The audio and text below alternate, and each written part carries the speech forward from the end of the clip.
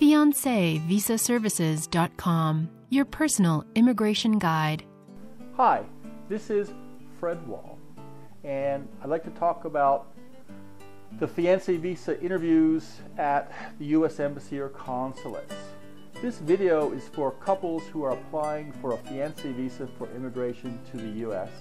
and who wish to prepare for the interview at the U.S. consulate in the fiancé's country. The information I will provide is general, not specific to any particular embassy, but will provide an accurate idea of what to expect. Should you be interviewing in Manila, I have recorded another video that describes the Manila interview process in detail. First, let's talk about the chain of events so far. About 4 to 6 months ago, you submitted your I-129F petition to USCIS. Eventually, USCIS approved your petition and sent you a notice telling you the good news. At the same time, they passed your petition to the State Department, to their offices in Vermont called the NVC or National Visa Center. And about a week or two later, you received another letter saying that NVC had received your file and forwarded it to the U.S. Embassy situated closest to your fiancé. That letter told you that you should stand by and wait for the embassy to contact her directly with further instructions. Now, the consulate will attempt to contact your fiancé directly and provide her with the forms and instructions that are specific to their country.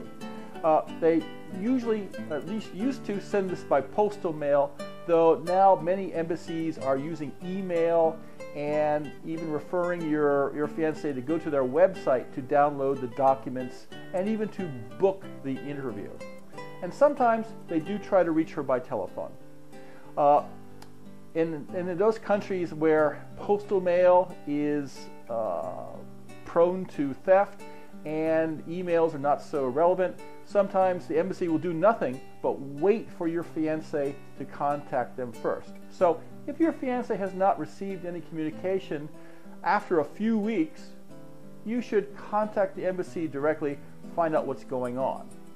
The packet or packets that she receives or picks up or downloads will tell her what to do and provide checklists of the different forms and details of where and how she should pay the visa fee, where she should go get a medical, and finally how to contact the embassy to schedule her interview.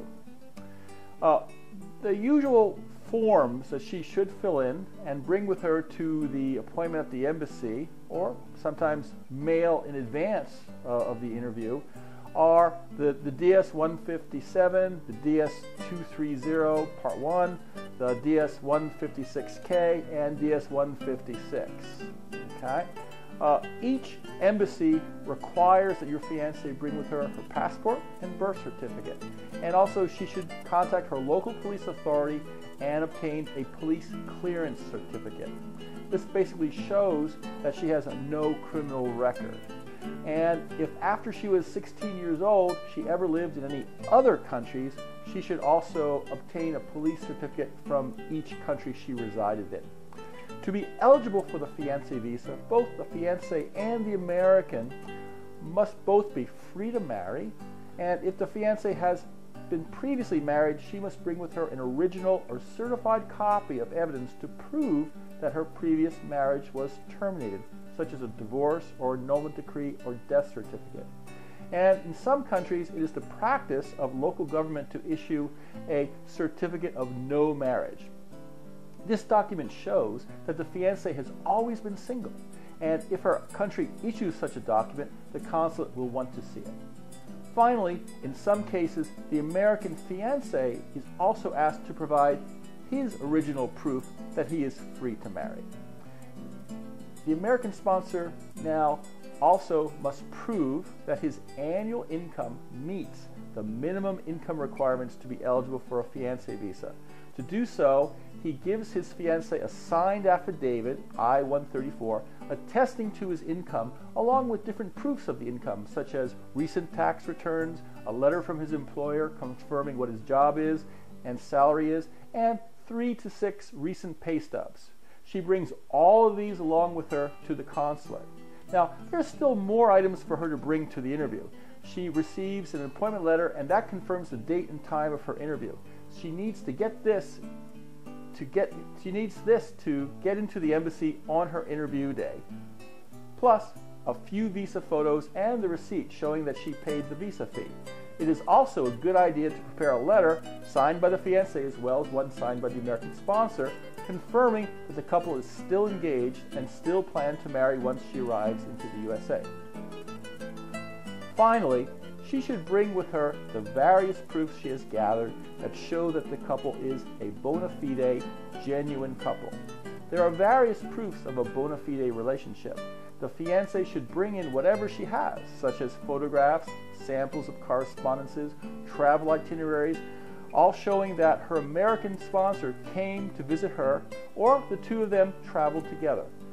Telephone bills, histories of email or chat sessions, and if there was an engagement, proof of the engagement, such as a receipt from buying an engagement ring or photos from the party or invitations that may have been sent out to relatives or friends.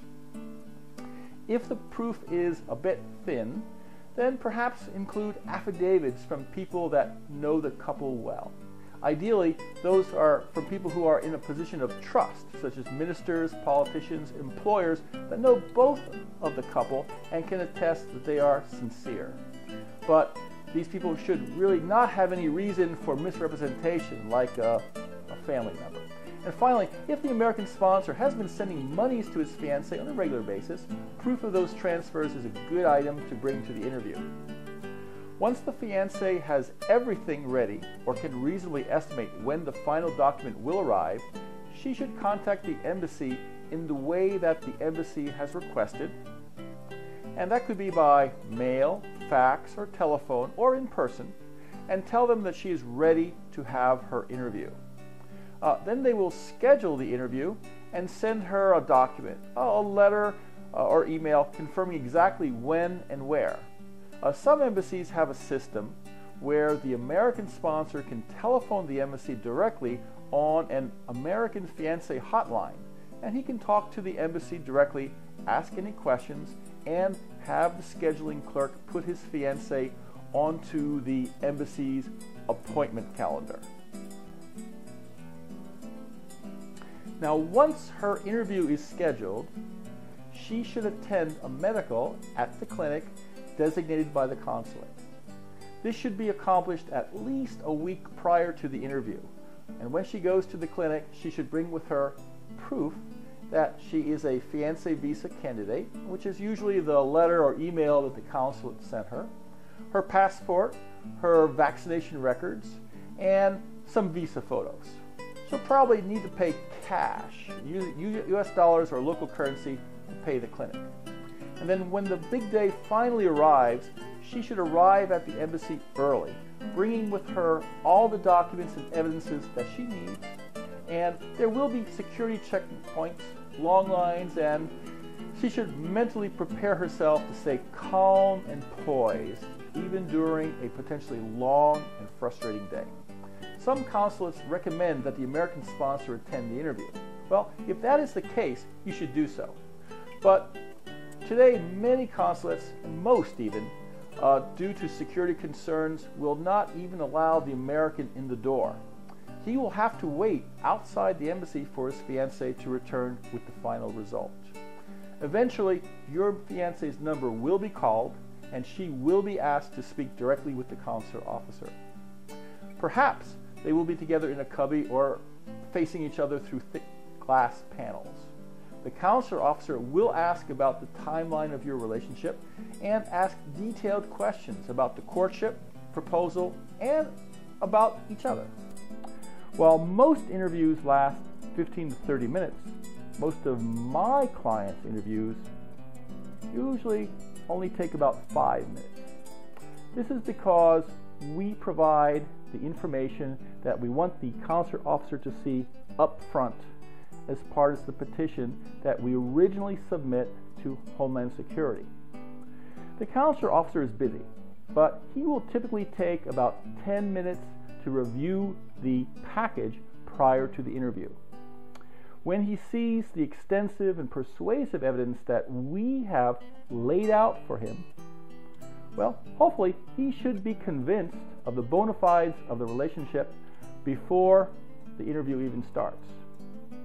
And this often serves to make asking any remaining questions more of a formality than a fact-finding, truth-finding mission.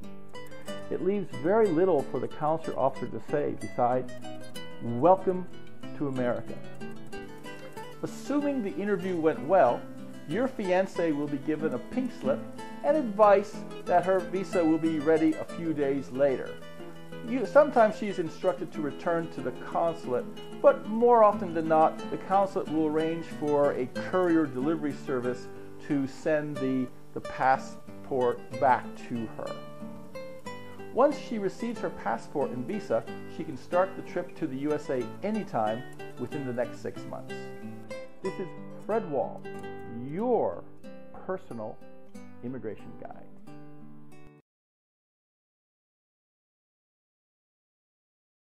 For your free copy of 120 must-have visa interview questions, visit fiancevisaservices.com/free.